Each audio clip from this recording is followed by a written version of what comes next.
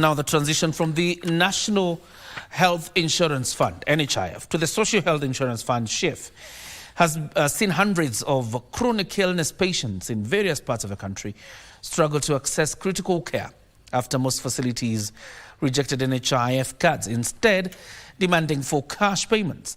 In Nakuru, the pain of a SHIF transition was felt by those with critical illnesses, as many were required to pay for services upfront. The Ministry of Health has directed all healthcare providers to ensure that services for SHA members, that is the Social Health Authority, remain uninterrupted. For the second day running, confusion marred health facilities in several parts of the country, with hundreds of chronic illness patients in Nakuru County failing to access cancer and dialysis treatment after most facilities rejected NHIF cards and demanded cash payments. Nimekuwa na shida ya kidney for the last 3 years. Nimekuwa nikidialyze mara 2 kwa kila wiki. Lakini sasa wakati wa hii transition from NHIF to SHA tumepata shida. Jana nilikuwa ni dialyze. Kuja mahali nafanya dialysis nikaambiwa haiwezekani sababu hawajapata the way forward from the government. Through a statement, the Ministry of Health had directed healthcare providers to ensure uninterrupted services to SHA members. It further said that the ministry is taking proactive steps to ensure that all patients, including those scheduled for surgeries, receive uninterrupted care. We have the clients who have been on NHIF who have been getting services, and most of them have already transitioned to the SHIF platform. No services have been disrupted for the clients who we have had for the weekly basis schedules.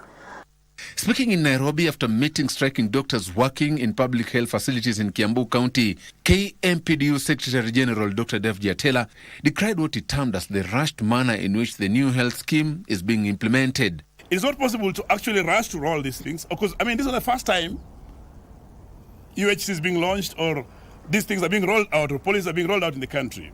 But they don't look at the aspect of service delivery to the people. Atela warned that doctors all over the country will join their counterparts in Kiambu who are on strike, accusing the county government of failing to pay their 3-month salaries. As we push the implementation of the issues in the counties, Kiambu County, as we escalate to other counties, if the counties are not responsive, we will not fail to go for national strike. We don't get tired, actually. Joseph Ohungu for Prime Edition.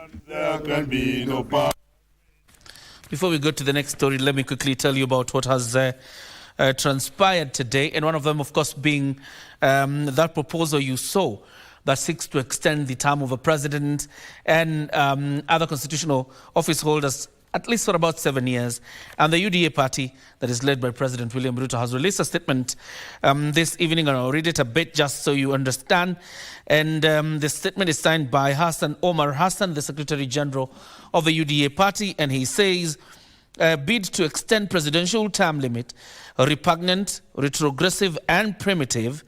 The statement is dated today. The United Democratic Alliance has learned with great concern and disappointment that one of the party's elected leaders has tabled a constitution of Kenya Amendment Bill 2024, which seeks to alter the constitutional term limit set for holders of elective offices by extending them.